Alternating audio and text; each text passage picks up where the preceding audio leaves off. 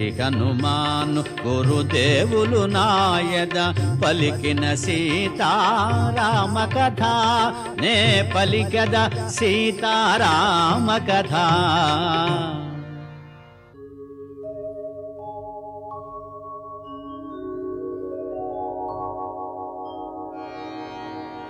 యమ కుబేర వరుణ దేవేంద్రాదుల సర్వసంపదల మించినది విశ్వకర్మ తొలుత బ్రహ్మకిచ్చినది బ్రహ్మవరమున కుబేరుడందినది